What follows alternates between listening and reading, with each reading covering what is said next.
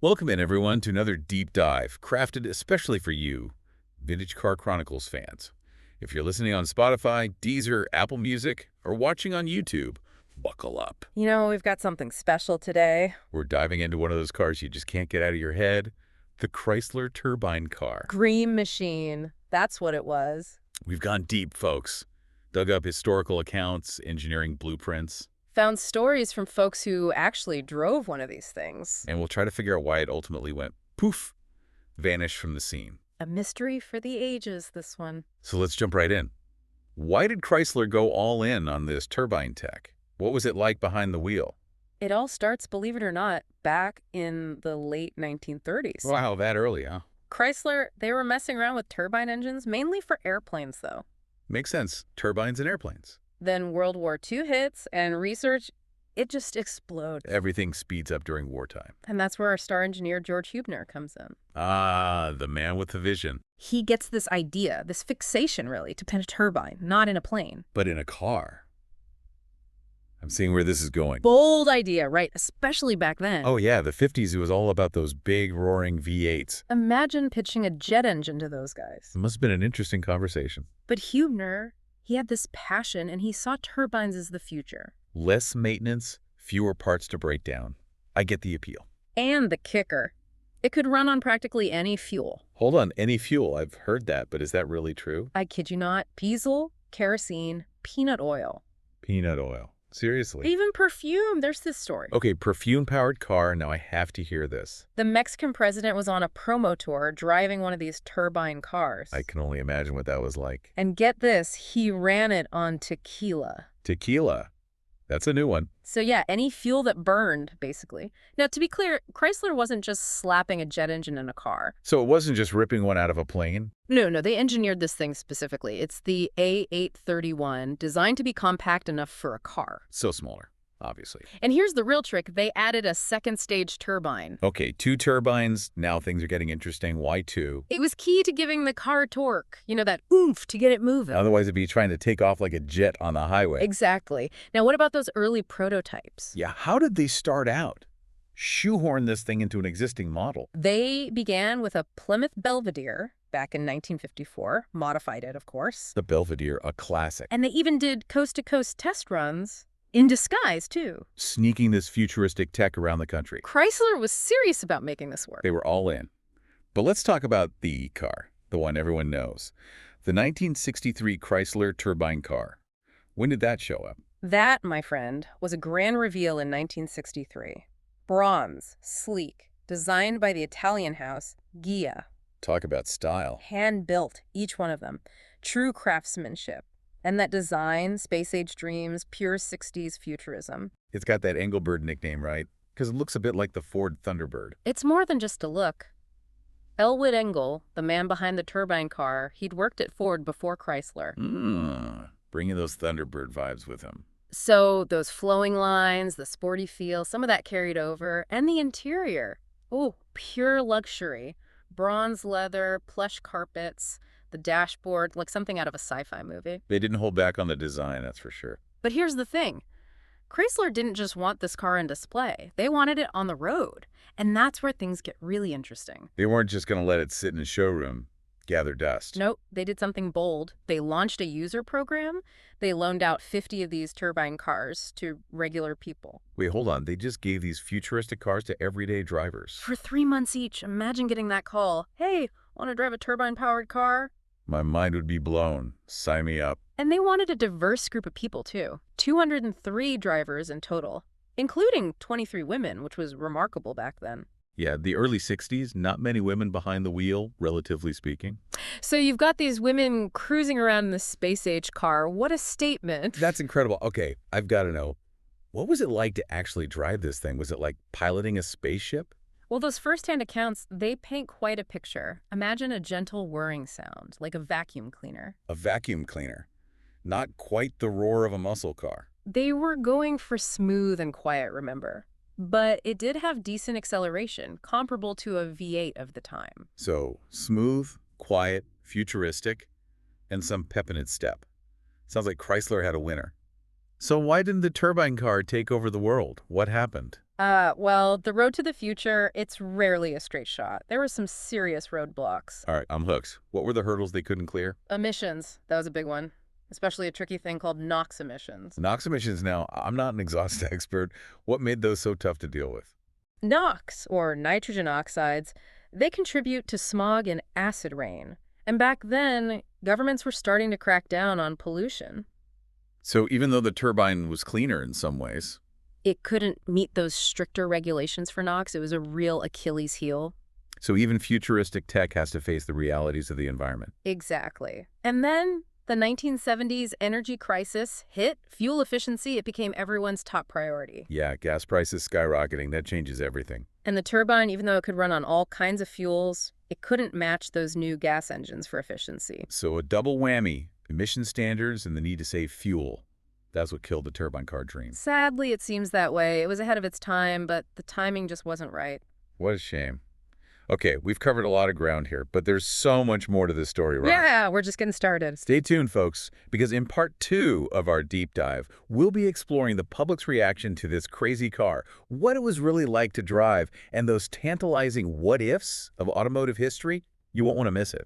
You know, it's funny. The turbine car story kind of reminds me of the challenges we see with alternative fuels today. Oh, yeah. How so? Think about it. We're still struggling with emissions, fuel economy targets. And don't even get me started on the cost of developing new tech. Exactly. Makes you wonder, what if that energy crisis hadn't happened? Good question. Could the turbine car have actually become, a real alternative? Changed everything. It's fun to think about. A world full of turbine engines humming along, maybe even running on, like, algae or something. Imagine that. Of course, there were limits to the turbine car, right? Yeah, it wasn't exactly a speed demon, was it? And all that fuel efficiency, it wouldn't have mattered much in stop-and-go traffic. True. That's where electric cars have the edge. Instant torque, regen braking, city driving is where they shine. No argument there. But who knows? Maybe with more time, Chrysler could have solved those problems. Or maybe turbines, they would found a different home. Like, what? Trucks, buses? Exactly. Something where those constant speeds really play to their strengths. Ah, the what-ifs of history always keeps things interesting. Speaking of interesting, what about the public back then? How'd they react to this turbine car? Oh, man, they were smitten, completely head over heels. I bet. A futuristic car, smooth and silent, right out of a dream. And remember, this was the space race era. Anything futuristic, it had this incredible pull. People must have thought they were seeing a UFO when this thing drove by. And then you had that user program, a madam getting a letter, "Congratulations, you're driving a turbine car." I'd probably faint. Better than winning the lottery. And the feedback from those drivers, it was overwhelmingly positive. Smoothness, the quiet, it was like nothing else. A once-in-a-lifetime experience. But wasn't there a learning curve?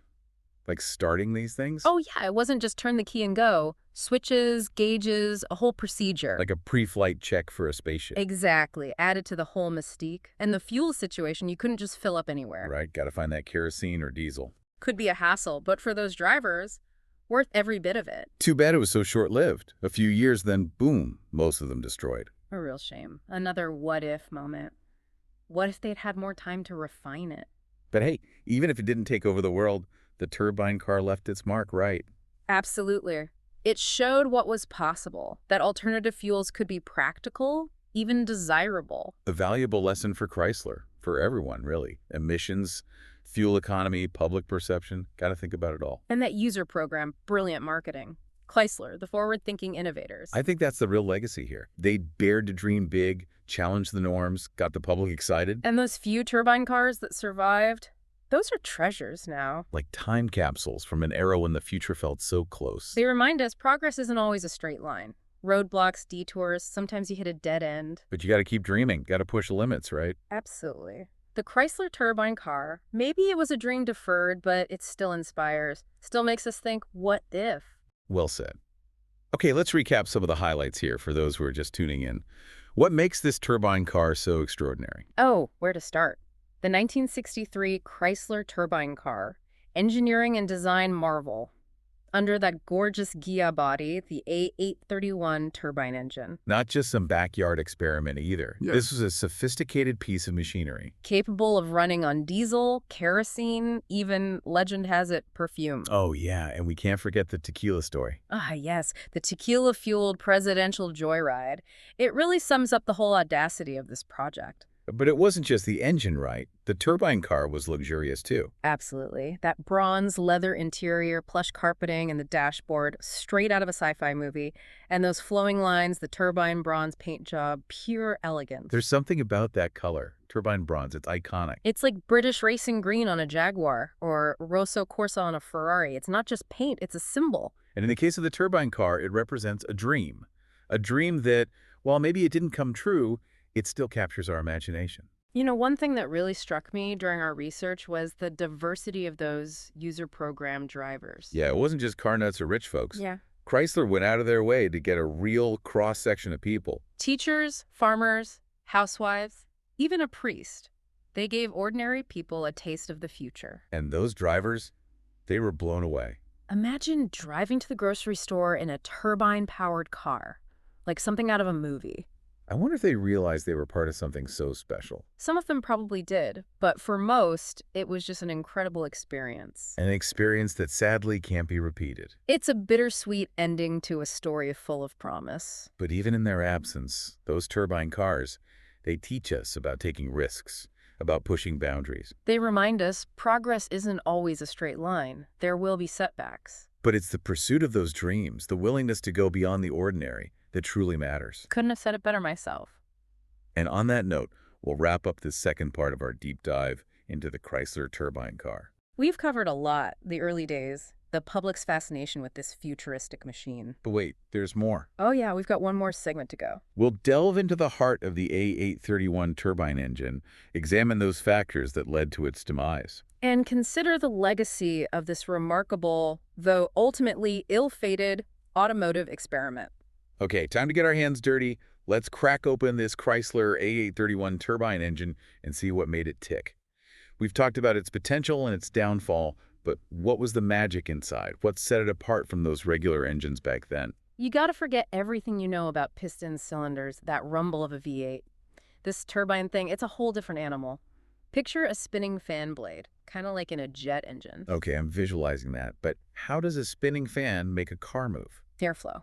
Air gets sucked in, squeezed tight, mixed with fuel, boom, ignited. That creates this blast of hot gas, spins those turbine blades. Ah, so that spinning motion, that's what drives the wheels. You got it. Continuous combustion, constant flow of energy, not like those separate explosions in a piston engine. Makes sense why everyone said these turbine cars were so smooth. No jolting or shaking. Exactly. But there's a catch. Getting that turbine up to speed, that takes some serious energy. And that's where Chrysler's engineers got clever. I'm sensing a bud coming.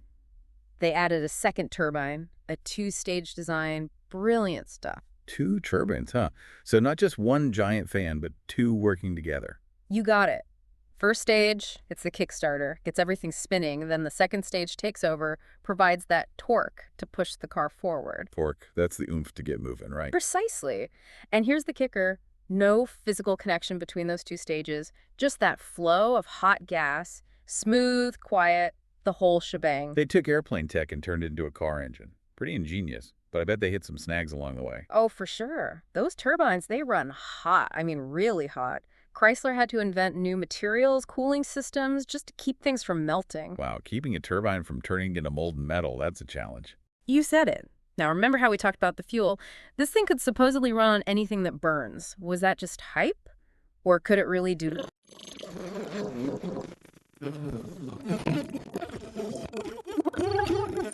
But they did prove it could run on all sorts of stuff. Kerosene, diesel, peanut oil, even perfume. A car running on perfume, it's mind-boggling. It was all about showing that the turbine engine, it wasn't picky. It could handle what regular engines couldn't. But even with all that, the turbine car hit a wall. Those NOx emissions, they were a deal breaker. But wasn't the turbine supposed to be cleaner, especially with its ability to run on different fuels? You'd think so, right? It did produce less of those unburned hydrocarbons, the stuff that makes smog. But those NOx emissions, those were the sticking point. Nitrogen oxides, bad for the air, contribute to smog and acid rain. Exactly. And all this was happening as people were getting more concerned about the environment. Government started cracking down. So those new regulations, they were too much for the turbine engine. Chrysler's engineers, they were trying to fix it, but the tech just wasn't there It's yet. like a perfect storm, right? You got emissions, fuel economy worries during the energy crisis, and just the sheer complexity of building these things. It all added up. That's why the Chrysler Turbine Car, it never really took off. Innovation, it's exciting, it breaks new ground, but it doesn't always lead to success. It's a bit sad, really. Mm, A glimpse of what might have been. But even though it faded away, the turbine car still has something to teach us, don't you think? definitely. It's a reminder to be bold, to push boundaries, to imagine a different kind of future. The Chrysler Turbine Car, it might have been a dream that stalled out, but it still inspires. It shows that even when things don't work out, the effort, the vision, that matters. Well said. Chrysler, they took a chance, they tried something truly new, and that's something to celebrate. Couldn't agree more. And to all our Vintage Car Chronicles fans out there on Spotify, Deezer, Apple Music, YouTube, thanks for joining us on this deep dive. We hope you enjoyed it. Remember, Vintage Car Chronicles is a daily show, so subscribe and come back tomorrow for another adventure through automotive history. Keep those engines revving and those imaginations running wild. See you next time.